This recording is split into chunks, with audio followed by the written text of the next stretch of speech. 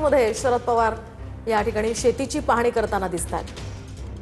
सध्या शरद पवार बारामतीच्या दौऱ्यावर आहेत आणि त्या ठिकाणी एआय तंत्रज्ञान आधारित शेतीची ते पाहणी करत आहेत, माहिती घेत आहेत। तर असं दिसलं की आपला ऊस हा 42-45 कांड्या आपल्याला मिळाल्या, हा 365 दिवसामध्ये एका वर्षामध्ये। तर नॉन एआय मध्ये पारंपरिक पद्धतीमध्ये आपल्याला 25 जास्तीत जास्त 26 कांड्या मिळाल्या, म्हणजे कांड्यांची संख्या डबल मिळाली। ऊसाची जाडी, प्रत्येक ऊसाची जाडी चांगली मिळाली।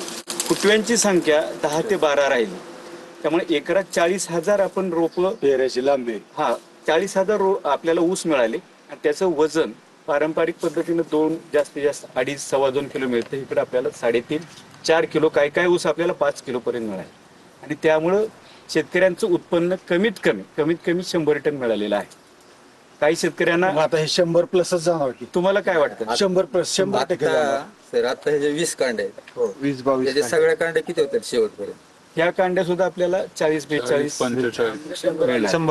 होतील ना। तुम्हाला हे जे हिरवापणा आहे ना, कुठंही तुम्हाला पिवळपणा दिसणार नाही। फुटवे कंट्रोल केले तुम्ही काढले का नाही, आपण एआय मध्ये असं करतो की जमिनीमध्ये उपलब्ध नत्र स्फुरद 12 घटक काय आहेत, ऊसाची व्हरायटी काय आहे, लागवड अंतर काय आहे, त्याच पद्धतीनं अन्नद्रव्य व्यवस्थापन पाणी दिल्यामुळं मर्यादित फुटवे राहतात।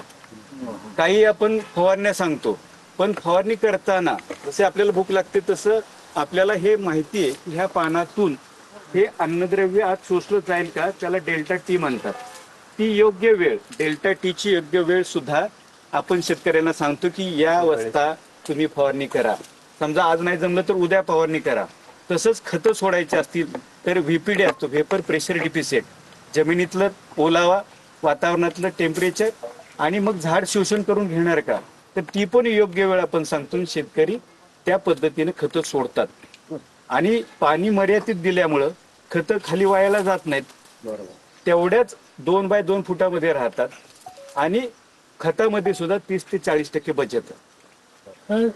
पाणी, कीटकनाशक, औषधं आणि लेबर, त्यामुळे आज सर्वात महत्वाचं फुटवं अजिबात तुम्ही बघा ना, म्हणजे एकसारखेपणा आहे। हो तुम्ही एका एकरात आपण 4,500 रोपं लावली तर 4,500 बेटे तुम्हाला एकसारखी दिसतील, एकसारखी वाढ दिसेल।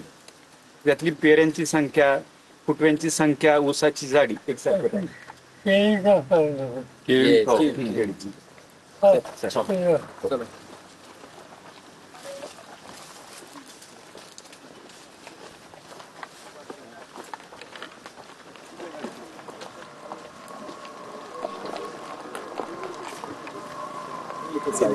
काय बसतात त्या गाडीत बसतात। बसतात